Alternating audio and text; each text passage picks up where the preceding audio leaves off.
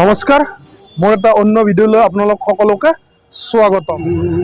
এয়া বৰ্তমান মই ভূপেন হাজৰিকা সমাধি ক্ষেত্ৰত উপস্থিত আছোঁ। ইয়াত আপুনিও আহিব পাৰে। ভূপেন হাজৰিকা সমাধি ক্ষেত্ৰলৈ আহিলে কোনো ধৰণৰ পইচা দিব নালাগে বা টিকেট কাটিব নালাগে। বিনা পইচাতে সকলোৱে ভূপেন হাজৰিকা সমাধি ক্ষেত্ৰ চাব পাৰে। গতিকে আপোনালোকে সকলোৱে আহিব পাৰে। এয়া সম্পূৰ্ণ বিনামূলীয়া ভূপেন হাজৰিকা সমাধি ক্ষেত্ৰ। বৰ্তমান মই উপস্থিত হৈছোঁ এয়া ভূপেন হাজৰিকা সমাধি ক্ষেত্ৰ। এয়া মোৰ পিছফালে দেখিছে, এইটো এটা ভূপেন হাজৰিকা সমাধি ক্ষেত্ৰ। ভূপেন হাজৰিকা সমাধি ক্ষেত্ৰৰ গোটেইখিনি আজি আপোনালোকক তথ্য দেখুৱাব বিচাৰিম। গতিকে ভিডিঅ'টো চাই থাকিব। মোৰ পিছফালে এইটো ভূপেন হাজৰিকাদেৱৰ প্ৰতিমূৰ্তি। ইয়াত অগণন ভক্ত আহি ভিৰ কৰেহি আৰু প্ৰতিটো সময়তে ভূপেন হাজৰিকাদেৱৰ গীত বাজি থাকে। এয়া আপোনালোকে শুনা পাই আছে, ভূপেন হাজৰিকাদেৱৰ গীত বাজি আছে। ভূপেন হাজৰিকা সমাধি ক্ষেত্ৰ।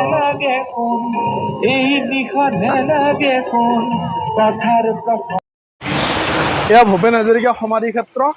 এটা সুন্দৰ পৰিৱেশ। ইয়াত আহিলে আপোনালোকৰ মন একেবাৰে ভাল লাগিব। এটা দেখিছে আপোনালোকে ভূপেন হাজৰিকা সমাধি ক্ষেত্ৰত এয়া কৃত্ৰিমভাৱে পানী কৃত্ৰিমভাৱে নিজৰা টাইপত এইদৰে বৈ আহিছে। ওপৰৰ পৰা তললৈ গৈছে, আকৌ ওপৰৰ পৰা আহিছে। এয়া দেখিছে ভূপেন হাজৰিকা সমাধি ক্ষেত্ৰ। এয়া ভূপেন হাজৰিকা সমাধি ক্ষেত্ৰৰ ভিতৰৰ দৃশ্য। ইয়াত আমাৰ স্বনামধন্য ভূপেন হাজৰিকাদেৱৰ কিছু স্মৃতি ইয়াত সজীৱ কৰি ৰখা হৈছে। এইবিলাক দেখিছে, আপোনালোকক দেখুৱাইছোঁ। এয়া দেখিছে, এইটো এটা স্মৃতি হিচাপে গায়িকা আশা ভোঁসলে, কল্পনা লাজমী আৰু ভূপেন হাজৰিকা। এইটো আমাৰ অসমৰ সত্ৰীয় শিল্পীসকলৰ সৈতে মুম্বাইত ভূপেন হাজৰিকাই উঠা এইটো এটা ফটো। ভূপেন হাজৰিকাৰ স্মৃতিবোৰ এনেকৈ সংৰক্ষণ কৰি ৰখা হৈছে। সম্পূৰ্ণ সমাধি ক্ষেত্ৰৰ সম্পূৰ্ণ ভিতৰত এনেদৰে সকলোবোৰ বেৰত এয়া ভূপেন হাজৰিকাদেৱৰ সম্পূৰ্ণ স্মৃতি ইয়াত সজীৱ কৰি ৰখা হৈছে।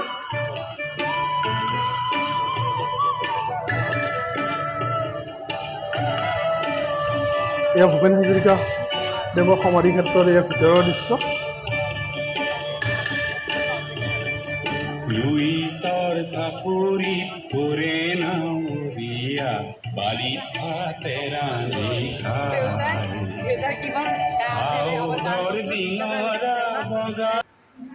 এয়া ভূপেন হাজৰিকাদেৱৰ সকলোবোৰ স্মৃতি ইয়াত সংৰক্ষণ কৰি ৰখা হৈছে। অসম চৰকাৰে সুন্দৰভাৱে ইয়াত সংৰক্ষণ কৰি ৰাখি থৈ দিছে। ভিতৰৰ দৃশ্য, ইয়াত ভূপেন হাজৰিকাৰ প্ৰতিচ্ছবি এইদৰে অংকন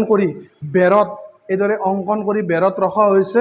অসম এয়া এযোৰ জোতা, আমাৰ স্বনামধন্য ভাৰতৰত্ন ভূপেন হাজৰিকাদেৱৰ এয়া এযোৰ জোতা ইয়াত সংৰক্ষণ কৰি ৰখা হৈছে। এয়া ভূপেন হাজৰিকাদেৱৰ ৰচনা কৰা ৰচনাৱলী, ডক্টৰ ভূপেন হাজৰিকা ৰচনাৱলী, প্ৰথম খণ্ড, দ্বিতীয় খণ্ড, তৃতীয় খণ্ড আদি এইবোৰ সংৰক্ষণ কৰি ৰখা হৈছে। মই এটি যাযাবৰ এই কিতাপখনো ইয়াত সংৰক্ষণ কৰি ৰখা হৈছে। ভূপেন হাজৰিকাৰ গীত সমগ্ৰ ইয়াত কৃষ্টিৰ পথাৰে পথাৰে এয়া ভূপেন হাজৰিকাদেৱে লিখা ইয়াৰ সকলোবোৰ কিতাপ, মৰমৰ ভূপেন দা, জ্যোতি ককাইদেউ আদি সংৰক্ষণ কৰি ৰখা হৈছে। ভূপেন হাজৰিকাদেৱে ব্যৱহাৰ কৰা সাজপাৰ ইয়াত সংৰক্ষণ কৰি ৰখা হৈছে। এয়া ভূপেন হাজৰিকাদেৱে ব্যৱহাৰ কৰা টুপি, এই টুপিটো সংৰক্ষণ কৰা হৈছে। বৰ্তমান সময়ত ভূপেন হাজৰিকা সমাধি ক্ষেত্ৰ এটা অসমৰ পৰ্যটন কেন্দ্ৰলৈ ৰূপান্তৰিত হৈছে। অসমৰ বিভিন্ন প্ৰান্তৰ পৰা বহু লোক ভূপেন হাজৰিকা সমাধি ক্ষেত্ৰ চাবলৈ আহে।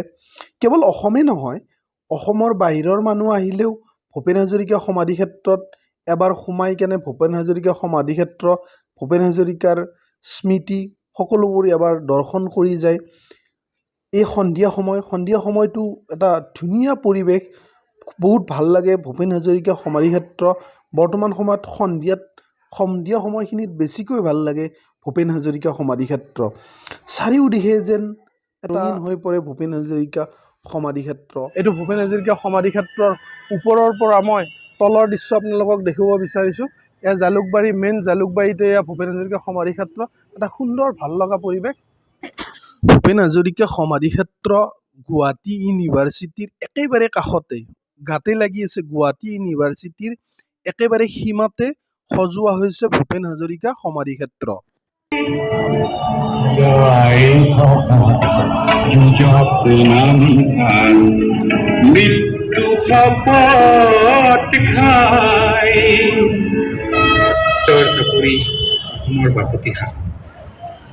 পশ্চিমৰ দিশৰে পছোৱা পুতিছে, তাতে আকৌ তোৰ নাৱৰীয়াই জানো পানীত ভাজি ৰান্ধি খায়।